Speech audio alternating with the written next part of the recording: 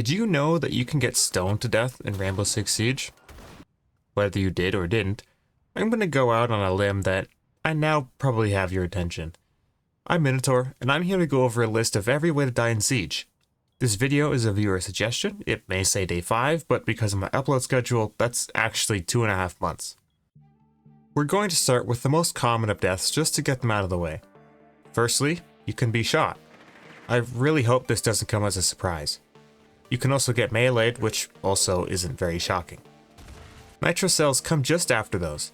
Again, I doubt anyone is surprised that the explosive that can be tossed at people is a leading cause of deaths in Siege. The next most common way to get killed in Siege is from grenades. Some people think that they're useless because you can't cook them anymore, but that isn't really true. They're best used as a form of crowd control, where the grenade is sent into a corner where someone is hiding. They either get sent to the Shadow Realm or are forced to vacate the area. Another way grenades can kill people is if they are standing on a desk and a grenade will roll beside it. Because of how people fall in the game, to get away from the grenade, the player will be locked while they fall, preventing them from moving out of the blast radius for a second. Factor in the grenade hitting a wall before rolling and human reaction time, things start to get a bit messy for our unfortunate defender. Our last common way to die is explosive traps. Cap cans and claymores are extremely common ways people can die in Siege because people are so kill hungry that they don't pay attention to their surroundings. Next, we have our uncommon deaths. These do happen on occasion, but aren't exactly worth pointing out in the moment.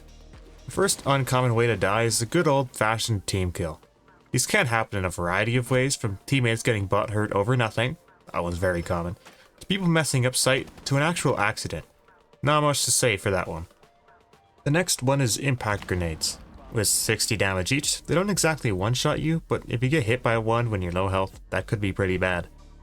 Area denial methods like fire or smoke don't kill often, as they're deployed to either get people to move out of an area or to keep people out to begin with. As such, they can only really kill if deployed while someone is in the area of effect and they're low health. I think a fused cluster charge belongs in this category as well. It takes a second or two for the grenades to go off, and it isn't particularly difficult for it to get a kill if someone isn't paying attention. It's a bit like the regular grenade. If you're on a counter or something, then you're kinda screwed. Maestro cam kills also belong in this category. He isn't the strongest of operators and doesn't do well in a one-on-one engagement. If you add some chaos and distractions, however, the camera could drop a couple people, as the rapid 5 damage does hurt. Because of the fact that we don't have reload cancelling anymore, if you can manage to bait someone into reloading and then zap them, they'll have one bullet to take out the camera before they take like 50 damage. If they miss that bullet, it's gonna really suck for them. The last one is pushing the uncommon title a bit closer to rare, that being full damage. There are two ways this can happen. The first way is the classic blunder, where you miss the prompt and you walk off the edge. A good example of this is Chalet. You may struggle to clear someone on mezzanine, so a good workaround is to go onto the roof, rappel onto the terrace, and get a library. You might miss the prompt to just fall. It has happened before, and will probably happen again. The second way is to fail some parkour. At the time of making this video, it's possible to run to the metal sheet in the middle of coastline. It's risky though, and the tree leg's pushing you off. A fall from here will down you, which will result in death if you lack a finca or manpower to come revive you manually. The rare category mostly consists of various operator abilities and are rarer enough that you usually point it out to all your friends, just like you should with this video.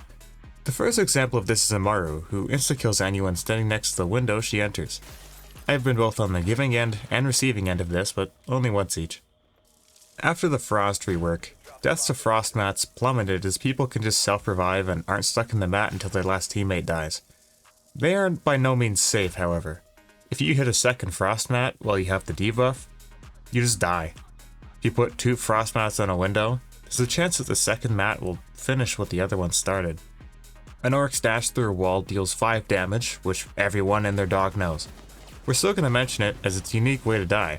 It tends not to happen unless the Oryx starts to panic.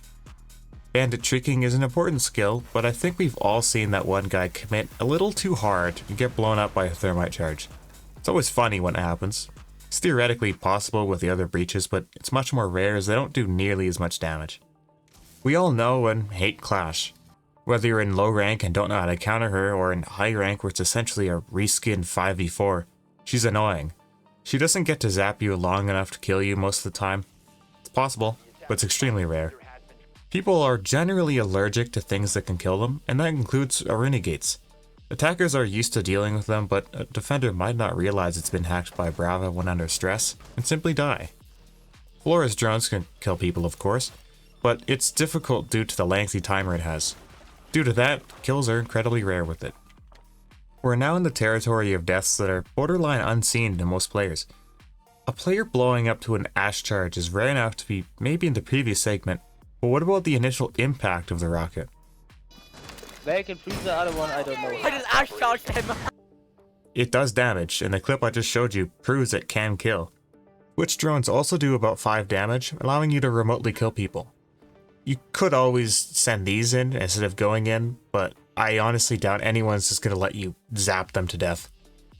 Remember in the intro where the poor fella got stoned? It's real, and I understand that taken out of context, that sounds really bad. I mean, it can happen in Siege, and not with rocks, but with various utilities like smoke grenades or flashbangs. My first video on my channel was actually going to be a montage of me trying to get a kill with a Thatcher EMP. That wasn't to be, however.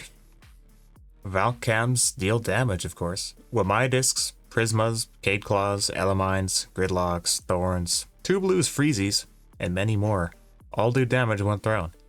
It's always funny hearing a grunt from your character when the C4 hits you, right before it blows up. Don't worry, if Kibas hit a person, they don't deploy, allowing you to pick it up and give it another shot. All of this is, I guess, a fancy way of saying that proximity alarms are also lethal. Maverick torches deal damage, but you have to find an enemy clueless enough to let you follow them around while doing damage. I've seen clips of this on YouTube, and my brain hurts every single time I see it. If there's a surprising lack of utility for you to use your Gon 6 on, you can always execute people with it. That's always fun, never gets old. That is more or less all the ways to die in Siege. You know, excluding triangulating the stars on a Sunday afternoon to obliterate people in Mexico or something. So, yeah, thanks for watching. Hope to see you again. See ya.